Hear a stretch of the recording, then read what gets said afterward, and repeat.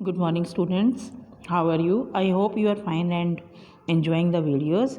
In this video, we cover the financial analysis statement of plus 2 class in which common size statement, क्योंकि previous video में हम लोगों ने comparative statement किया था, उसी एनालाइज के बेसिस पर अब हम लोग कॉमन साइज स्टेटमेंट को करेंगे। Common size type also known as component percentage statement. Now you have to write one marks question कि what is the another name for common size statement, कि common size statement का दूसरा नाम क्या है। तो इसको हम लोग percentage statement, component percentage statement कहेंगे। Is a financial tool for studying the key changes and trend in the financial position. और इसमें जो कंपनी काम करती है उसमें कौन सी एक्टिविटी में उसको कितना ट्रेंड है इंक्रीजिंग का और कितना डिक्रीजिंग का। जैसे कि कॉमन साइज जो बैलेंस शीट होती है उसमें हम लोगों ने percentage of each assets to total assets निकालनी है।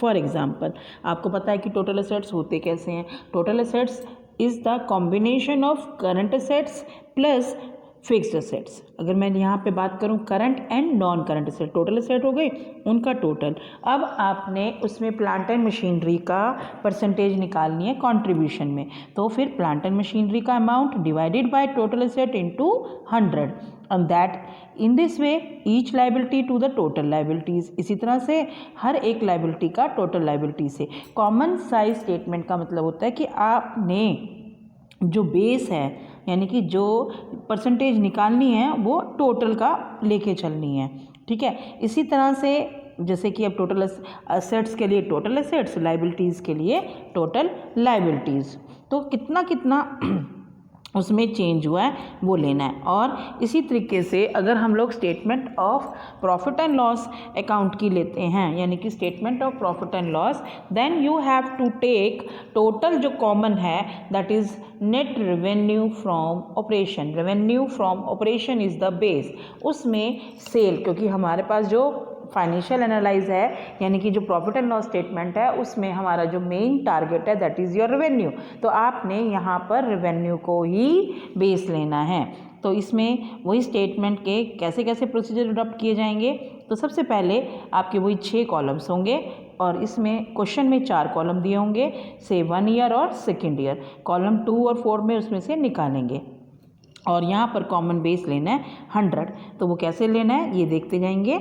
नेक्स्ट है आपका, देखिए फॉर एग्ज़ाम्पल कैसे लेना है। From the following information prepare a common income statement. यहाँ पर कॉमन इनकम स्टेटमेंट का आपको एक बार रिकॉल कर लेते हैं। नेट सेल यानी कि net revenue from operation plus other income if there is any and then minus total expenses, then profit before tax, then deduct the tax and then profit after the tax. तो यहाँ पर देखिए net cell दी हुई है आपको, यहाँ पर 14-15 की और यहाँ पर 13-14 की। तो यानी कि इस क्वेश्चन में पहले करंट ईयर फिर ये प्रीवियस ईयर। बेटा these questions are belong to NCERT. NCERT के हैं तो अगर आप इसको इलस्ट्रेशन भी कर लेते हैं तब भी आपको इसका बेनिफिट मिलेगा। तो देखिए नेट सेल आपकी 18 लाख 25 लाख यानी कि 25 लाख से 18 लाख हो गई, डिक्रीज़ हुई, ठीक है। और लेकिन मैंने आपको कहा कि अगर आपको statement of profit and loss की दी हुई है तो आपने नेट सेल को ही कॉमन बेस ईयर लेना है। तो यहाँ पर हम इसको 100 कंसीडर कर लेंगे दोनों में, दोनों ईयर्स में 13-14 और 14-15। तो यहाँ पर 100 ले लिया। अब cost of good sold 10 lakh 12 है। यहाँ पर हमने कोई इंक्रीज़ और डिक्रीज़ नहीं निकालना, जस्ट आप क्या करेंगे, अब जैसे मान लो आपका cost of good sold 12 lakh है 13-14 में और 14-15 में है 10 लाख, तो 12 lakh divided by 25 lakh into 100 कैसे निकालेंगे ये 48%। 12 लाख यानी कि 12 लाख डिवाइडेड बाय 25 लाख, क्योंकि यहाँ पे नेट सेल 25 लाख है, इंटू 100। और इन दिस वे कैसे निकालेंगे इसका 10 lakh divided by 18 lakh. I hope you understand. Next है बेटा आपका ग्रॉस प्रॉफिट कैसे आएगा कि उसमें से cost of goods sold minus कर देंगे, तो ये भी same gross profit 13 lakh divided by 25 lakh into 100 तो 52 and 8 lakh divided by 18 lakh 44%। और फिर ऑपरेटिंग एक्सपेंसेस माइनस कर देंगे इसमें से, तो ये आपने 1,20,000 अगर इसका निकालना है तो divided by 25 lakh. In this way 80 lakh divided by 18 lakh. फिर आपका ऑपरेटिंग इनकम्स आ जाएंगी, लेस नॉन ऑपरेटिंग इनकम कर देंगे तो 11 इसमें आपको दिया हुआ है, इसमें से माइनस करने के बाद आपकी non operating expenses 15,000 divided by net revenue operation आपका आ जाएगा 25 लाख इंटू 100 तो वो 6.60। 12,000 डिवाइडेड बाय 18 लाख तो ये 0.67 तो प्रॉफिट आ जाएगा। इसी तरह से निकालेंगे। तो यहाँ पर देखिए आपका एक क्वेश्चन दिया हुआ है वेजेस, तो वेजेस आप लोग is the part of cost of goods sold, तो इसीलिए हम लोगों ने ले लिया। और जो यहाँ पे डेप्रिसिएशन दी हुई है, depreciation is the part of operating expenses, क्योंकि मशीनों को ऑपरेट करने के लिए, तो इसीलिए ये पार्ट, तो यहाँ से आपको निकालना है। Just you have to make a base, तो बेस यहाँ पर आपने प्रॉफिट एंड लॉस के केस में आपने लेना है नेट सेल को, और बैलेंस शीट की फॉर्म में टोटल एसेट्स को और टोटल लायबिलिटी को। Now we come to another question. यहाँ पे दिया हुआ है एक और क्वेश्चन कॉमन साइज में प्रॉफिट एंड लॉस, यहाँ पे दिया हुआ है रेवेन्यू फ्रॉम ऑपरेशन और अदर इनकम। तो देखिए कैसे करना है इसको भी। नेक्स्ट क्वेश्चन में ये देखिए एम्प्लॉयज़ बेनिफिट एक्सपेंसेस और अदर एक्सपेंसेस, सेम वही 4 कॉलम बनेंगे आपके, एब्सोल्यूट अमाउंट और परसेंटेजेस। तो रेवेन्यू फ्रॉम ऑपरेशन में बेस ले लिया 25 लाख एंड 20 लाख को, ऐड अदर इनकम 3,25,000 और 250। तो अब आप क्या करेंगे, 3,25,000 divided by 25 lakh into 100, 2,50,000 divided by 20 lakh into 100, फिर टोटल रेवेन्यू आ जाएगा। अब आपने एम्प्लॉयमेंट बेनिफिट एक्सपेंसेस देखने हैं, तो 8,25,000 divided by 25 lakh into 100। In this way 4,50,000 divided by 20 lakh into 100 other expenses हो गए। देन इस तरह से आपने काउंट करना है। Clear? I hope you understand. Now we move to the another question with common size balance sheet के थ्रू आप लोगों ने इसको निकालना है। तो यहाँ पे लिखा हुआ है question, prepare a common size and balance sheet of XRI Limited from the following information। तो यहाँ पर equity and liability share holder fund दिया हुआ है, ये दोनों की फर्स्ट हेडिंग हो गई। और अब इसमें अमाउंट कहाँ से आएगा, शेयर कैपिटल दी हुई है 15 लाख 2014 की, और 12 लाख दी हुई है 2015 की। और यहाँ पर reserve and surplus, non current liabilities में, करंट लाइबिलिटीज़ में ट्रेड। तो यहाँ पे आपका टोटल देखिए बेटे 41,50,000 और यहाँ पर है 15 का 32,50,000। और इसी तरह से एसेट्स का तो सेम ही आएगा। अब देखिए सॉल्यूशन को। सॉल्यूशन में देखिए बच्चे, हम लोगों ने यहाँ पे देखिए इसको 100 ले लिया, ठीक है। 100 लेने के बाद अब आपने 15 lakh divided by 41,50,000, 12 lakh divided by 32,50,000। तो यहाँ से परसेंटेज ऐसे निकालनी है आपने, यहाँ पे बेस। तो यहाँ पे रिजर्व एंड सरप्लस की 5 lakh divided by 41,50,000, 5 lakh again 32,50,000। Non current liabilities में आप लॉन्ग टर्म बोरिंग्स को 6 लाख डिवाइडेड बाई 41। यहाँ पर जो बेस है आपका टोटल लाइबिलिटी। इन दिस वे जो असेट्स का है वो टोटल तो सेम ही आता है, आपको पता है। तो यहाँ पे अब आप निकालेंगे tangible plant and machinery. Clear? तो यहाँ पर आपका है इंटेंजिबल असेट्स में गुडविल आएगी, तो यहाँ पे 14 lakh divided by 41,50,000, 8 lakh divided by 32। In this वे इसी फॉर्मेट में आप लोगों ने यहाँ पे कैलकुलेट करना है। आई होप यू अंडरस्टैंड। और नाउ क्लिक या इसको इस पिक्चर को देख लीजिए। अब आप इसको खुद सॉल्व करेंगे, do it your self with the balance sheet. यहाँ पर नेक्स्ट क्वेश्चन देखेंगे हम लोग। ये देखिए बेटे, यहाँ पे चूज़ द राइट आंसर, ये अंडरस्टैंडिंग का है, तो अब इसमें मैं आपको करवा रही हूँ, आप देखते जाइए। The financial statement of a business enterprise include, जो फाइनेंशियल स्टेटमेंट होती है उसमें क्या क्या चीज़ें आप होती हैं। Financial statement, balance sheet, statement of profit and loss, cash flow statement, all of the above. बेटे फाइनेंशियल स्टेटमेंट आपकी सिर्फ balance sheet, option A is the right answer. क्यों?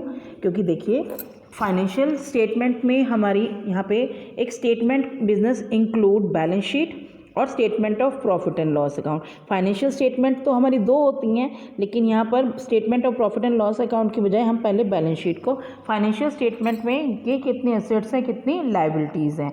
जो कैश फ्लो स्टेटमेंट है और ये आपकी ऑल ऑफ द अबव में तीनों चीज़ें आप जो ये statement of profit and loss और कैश फ्लो स्टेटमेंट, ये दोनों जो होती हैं ये आपकी एनालिसिस टूल्स हैं।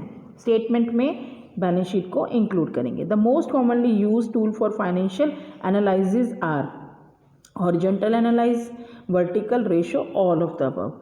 तो यहाँ पर अगर हम मोस्ट कॉमनली तो रेशो एनालाइज ही बेस्ट है, क्योंकि इसमें अलग अलग आप कर सकते हैं। लेकिन ये तीनों जो मेथड हैं ये सारे आपके फाइनेंशियल एनालिसिस में यूज़ किए जा सकते हैं। An annual report is issued by company to its directors auditor, जो इशूड की जाती है कंपनी के द्वारा। देखो कंपनी इशू करेगी किसको? शेयर होल्डर्स को, क्योंकि करता कौन है? डायरेक्टर्स के सीईओ होते हैं, उनको पहले ही पता होती है। ऑडिटर्स जो ऑडिट करते हैं उनको करने की ज़रूरत नहीं है, और जो शेयर होल्डर्स होते हैं, ऑनर्स होते हैं, उन्हीं को ही इशूड करने की ज़रूरत होती है। मैनेजमेंट उसको प्रिपेयर करती है। हालांकि ये सभी के लिए इम्पॉर्टेंट टूल का काम करती है, लेकिन एनुअल रिपोर्ट जो इशूड की जाती है वो शेयर होल्डर्स को की जाती है।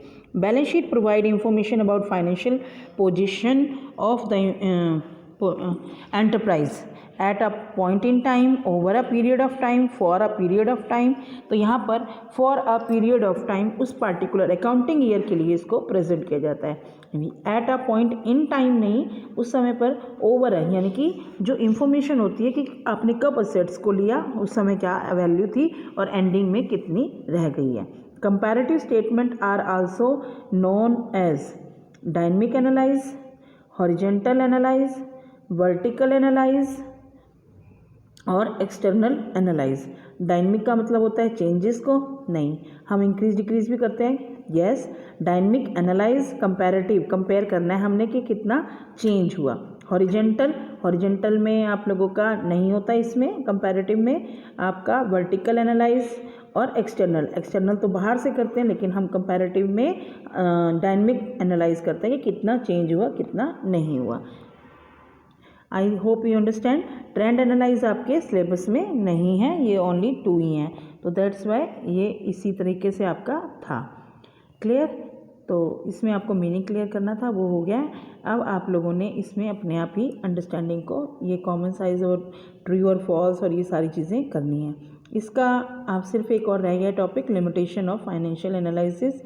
फाइनेंशियल एनालिसिस बहुत इंपॉर्टेंट है, वीकनेसेस ऑफ फर्म की भी बताती है और पोजीशन भी बताती है, लेकिन इसके अलावा लिमिटेशंस हैं। Financial analyse does not consider price level changes, कि कितना प्राइस में चेंज हुआ, जो इंक्रीज डिक्रीज है sometime take place through prices.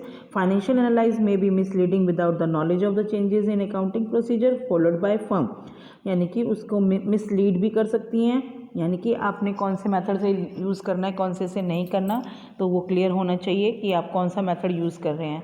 और एक जो फाइनेंशियल एनालाइज है जस्ट एक रिपोर्ट होती है, स्टडी ऑफ रिपोर्ट, उसमें कोई वो उसका डिसीजन नहीं लेते। ये तो आपको बताना है कि यहाँ पे कमी आ रही है, इसको ठीक कर लो, तो एक just it is an report. Monetary information alone is consider in financial analyse while non monetary aspects are ignored. यहाँ पर भी जो ट्रांजेक्शन्स आपकी मॉनेटरी होती हैं उन्हीं को कंसिडर किया जाता है, दूसरी को कंसिडर नहीं किया जाता।